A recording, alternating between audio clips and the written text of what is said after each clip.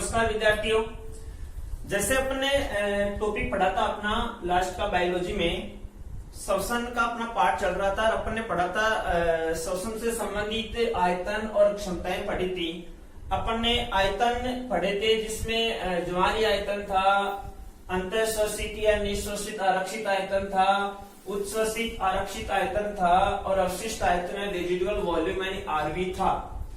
और उसी के तहत अपन ने पढ़ा था क्षमताएं भी पढ़ी थी जिसमें अपनी क्षमताएं थी निश्वसित क्षमता जिसको अपन बोल रहे थे आईसी और उच्छ्वसित क्षमता जिसको अपन ने बोला था ईसी।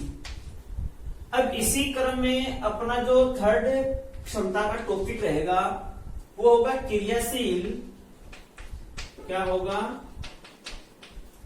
क्रियाशील अवशिष्ट क्षमता। अब देखो क्रियाशील अवशिष्ट क्षमता की बात आती है तो क्रिया यानी कार्य को अपन क्या बोलते हैं, फंक्शन बोलते हैं। तो क्रियाशील का मतलब फंक्शनल, अवशिष्ट का मतलब रेजिडुअल और क्षमता का मतलब कैपेसिटी। तो इसकी फॉर्म क्या हो जाएगी, फंक्शनल रेजिडुअल कैपेसिटी यानी FRC।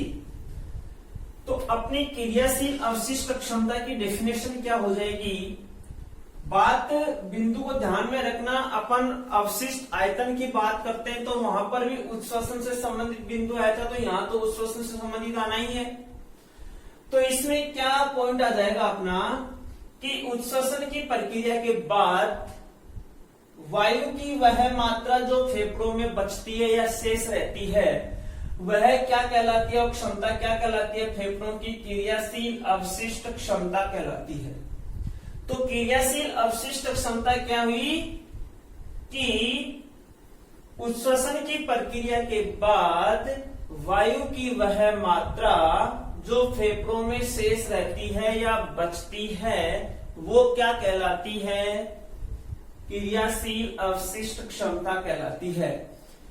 यानी क्रियाशील अवशिष्ट क्षमता यानी FRC है, उसमें ERV और RV शामिल हैं। यानी अपन ये भी लिख सकते हैं कि क्रियाशील अवशिष्ट क्षमता, क्रियाशील अवशिष्ट क्षमता उच्छ्वसित आरक्षित आयतन व अवशिष्ट आयतन का क्या है, योग है यानी टोटल मान है। तो इसका मतलब FRC इजिकल टू क्या हुआ, ERV प्लस RV।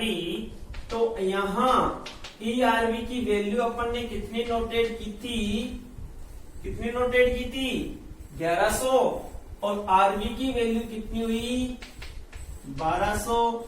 इसका मतलब FRC की टोटल वैल्यू कितनी हो गई, 2300 ml हो गई। ओके, यानी ये होगी अपनी क्रियाशील अवशिष्ट क्षमता। कोई दिक्कत नहीं है मेरे हिसाब से यहां तक आपको। अब अपनी फोर्थ आती है जैव क्षमता। जैव क्षमता यानी वाइटल कैपेसिटी, कैपेसिटी यानी जिसको अपन क्या बोल सकते हैं, VC। तो VC क्या हुई, VC की डेफिनेशन क्या हुई कि एक फेफड़ों की वह क्षमता, फेफड़ों की वह क्षमता या वायु की वह मात्रा जो एक पूर्ण रूप से निश्वसन की प्रक्रिया व एक पूर्ण रूप से उच्छ्वसन की प्रक्रिया के तहत फेफड़ों की जो क्षमता होती है वह क्या कहलाती है, जैव क्षमता कहलाती है। अर्थात पूर्ण रूप से निश्वसन व पूर्ण रूप से उच्छ्वसन की प्रक्रिया के तहत वायु की जो क्षमता है वो क्या कहलाएगी, वह वायु की जो मात्रा है वो क्या कहलाएगी, जैव क्षमता कहलाएगी। समझ में आ गई। तो पूर्ण रूप से उच्छ्वसन व निश्वसन की प्रक्रिया के तहत जो वायु की मात्रा होती है वो क्या कहलाएगी, जैव क्षमता कहलाएगी। अब इस जैव क्षमता में पूर्ण रूप से अपन देख रहे हैं कि निश्वसन, तो निश्वसन में मतलब क्या हो गया, VC। तो VC इक्वल तो क्या हो गया, IRV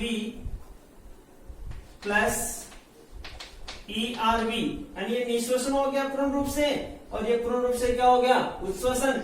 फिर अपन ने क्या पढ़ा था कि निश्वसन और उच्छ्वसन की प्रक्रिया के बाद, शुरू में पढ़ा था ज्वारीय आयतन की डेफिनेशन क्या थी कि निश्वसन उच्छ्वसन के बाद जो वायु का आयतन बचा रहता है वो क्या कहलाता था, ज्वारीय आयतन। तो इसका मतलब क्या हो जाएगा, टीवी। तो अपन क्या ऐसा लिख सकते हैं क्या कि जैव क्षमता के अंतर्गत IRV, ERV व टीवी का मान क्या होता है, शामिल होता है।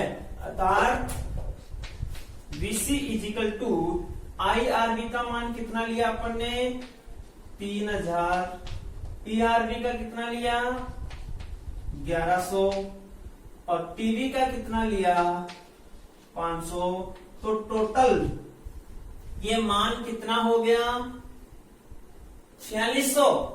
अरे 4600 हो गया ना, तो ये 4600। तो टोटल VC का मान कितना आ जाएगा 4600 ml। ये मान किसका हो जाएगा, जैव क्षमता हो जाएगी। तो VC का ध्यान रखना थोड़ा। अब अपने लास्ट आती है, अपने 4 क्षमताएं हो चुकी हैं, लास्ट आती है फेफड़ों की कुल क्षमता। लास्ट कौन सी आती है, फेफड़ों की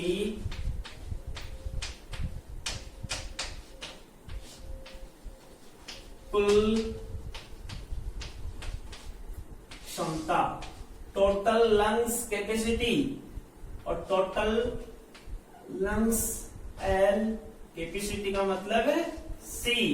तो टोटल लंग्स कैपेसिटी इसमें क्या होना है, टोटल लंग्स कैपेसिटी में ध्यान में देखना परिभाषा क्या, एक चीज यहां जरूर ध्यान रखना, TLC अपने सिलेबस में एक जगह और भी आएगी। एक तो जस्ट नेक्स्ट चैप्टर में आ जाएगी, ह्यूमन जो सर्कुलेटरी सिस्टम है हृदय वाला है उसमें आ जाएगी TLC। एक अपने लास्ट 42 नंबर का चैप्टर होगा उसमें भी आएगी अपने TLC। वहां TLC का टोटल ल्यूकोसाइट काउंट, ल्यूकोसाइट का मतलब WBC का टोटल काउंट, न्यूट्रोफिल बेसोफिल वहां आएगी।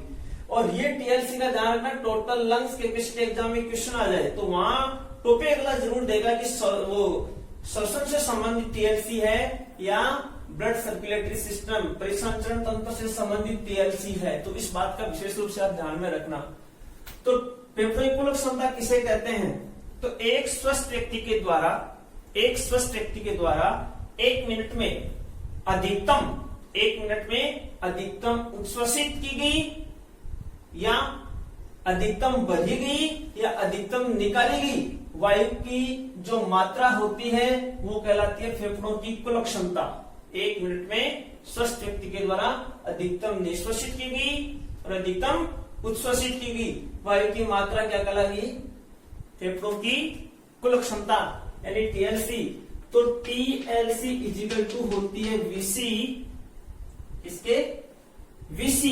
तो VC तो ये मान हो गया, प्लस क्या रह गया यहाँ पे RV, क्या रह गया RV।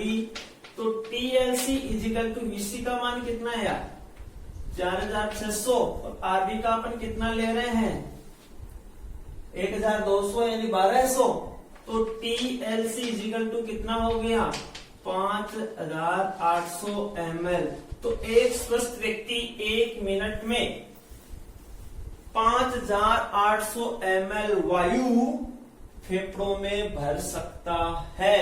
कितनी 5800। हालांकि श्वसन व्यक्ति का यदि आपके ऑब्जेक्टिव टाइप क्वेश्चन आ जाए तो 6000 भी यदि ऑप्शन आता है तो भी आपका क्या होगा, ऑब्जेक्टिव टाइप एग्जाम की बात कर रहा हूं, तो भी आपका क्या होगा, तो आंसर राइट होगा। तो ये अपनी कैपेसिटी है। जब अनुलोम अपन विलोम करते हैं तो कितनी अपन, जैसे अपन मैक्सिमम वायु ऐसे ग्रहण करते हैं तो कितनी 5800 ml करते हैं, लेकिन अपन ऐसा नहीं करते। अपन नॉर्मली वे में 4000 ml वायु ही फेफड़ों में भरते हैं। इसी कारण अपने फेफड़े सुव्यवस्थित रूप से कार्य नहीं कर पाते हैं और यही कारण होता है। अब ये अपनी टोटल क्षमताएं थी और टोटल आयतन। मेरे हिसाब से आपको कंप्लीटली समझ में आ गया होगा, कहीं कोई डाउट नहीं रहा होगा। अब अपना एक टॉपिक और चलता है, कृत्रिम श्वसन।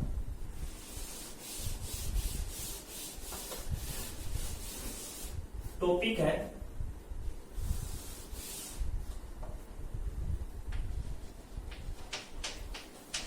कृत्रिम श्वसन। देखिए, अपन नॉर्मल वे में कहते हैं कि भाई वो आदमी वेंटिलेटर पे चला गया, वो एक प्रकार की क्या कृत्रिम श्वसन, यानी बाहर से अपन क्या देते हैं, श्वास उसको प्रोवाइड करवाते हैं। लेकिन कृत्रिम श्वसन की जरूरत क्या पड़ती है, अपने एक विधि दी हुई है, मुख से मुख विधि द्वारा श्वसन। अपने जो सिलेबस में विधि दी हुई है कृत्रिम श्वसन की, वह मुख से मुख विधि द्वारा श्वसन। वो कैसे होता है वो मैं आपको बात बताना चाहता हूं।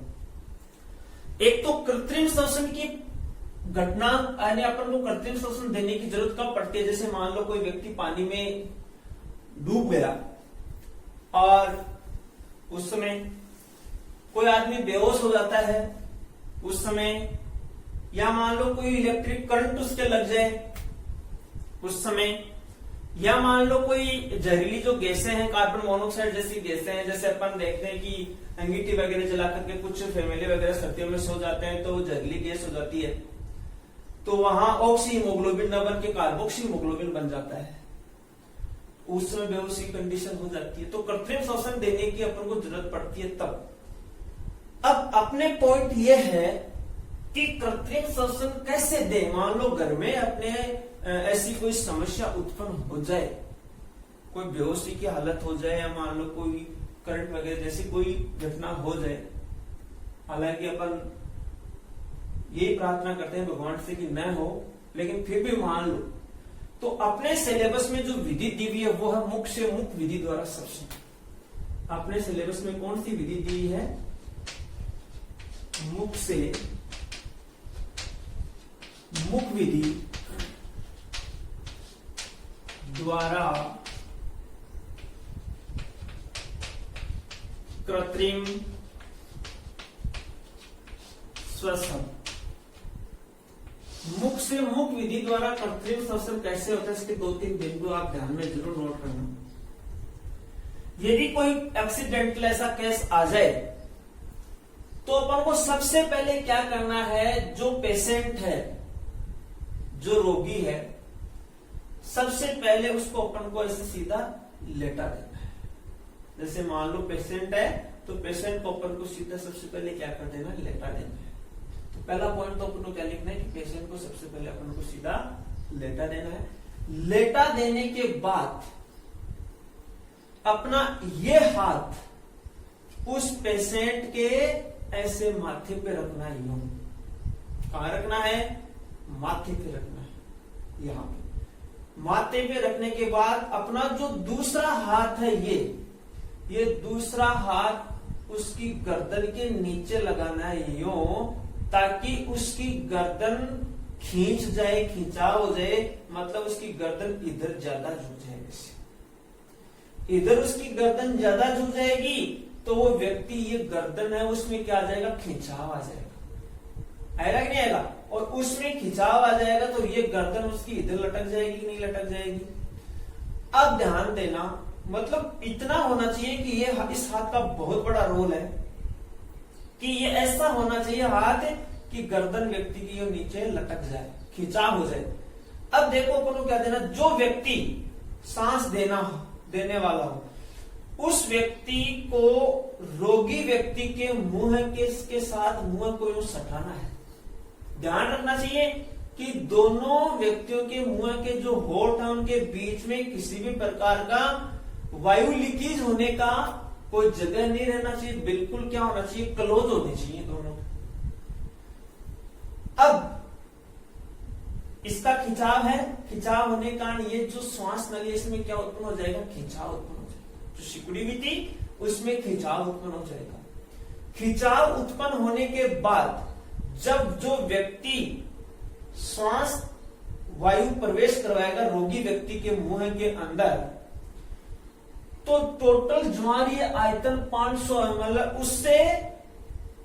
उससे कितना दोगुना 500 ml है तो 1000 ml आयतन की क्षमता, वायु की जो क्षमता है वो कम से कम 12 बार, कितनी बार?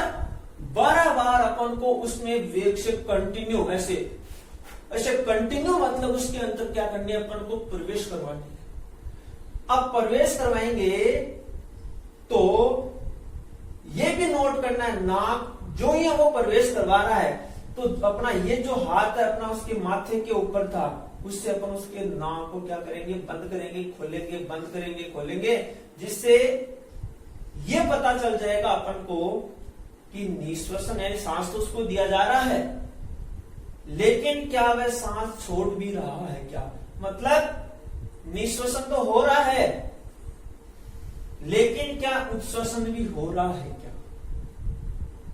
तो इस प्रकार से अपन व्यक्ति की जिंदगी को बचा सकते हैं और इसे ही अपन क्या कह सकते हैं, मुख से मुख विधि द्वारा कृत्रिम श्वसन। तो लिखना कैसे है, सर्वप्रथम रोगी व्यक्ति को सीधा लेटा देते हैं, एक हाथ उसकी गर्दन के नीचे और एक हाथ माथे के ऊपर रखते हैं, जिससे नीचे गर्दन वाला हाथ इस प्रकार से व्यवस्थित करें ताकि उसकी गर्दन में अधिकतम खिंचाव उत्पन्न हो, और इसके बाद श्वास देने वाला व्यक्ति उसके मुंह से मुख सटाकर बलपूर्वक वायु प्रवेश करवाएगा, जो ज्वारीय आयतन से दोगुनी होगी और लगभग 12 बार उसमें क्या होगी, प्रवेश करवाई जाएगी। फिर इस हाथ द्वारा, दूसरे हाथ के द्वारा जो माथे पे हाथ रखा हुआ था, माथे पे हाथ रखे हुए हाथ से उसके उच्छ्वसन की प्रक्रिया को अपन नोट करते रहे। तो ये मैन कृत्रिम श्वसन की मुख से मुख विधि थी।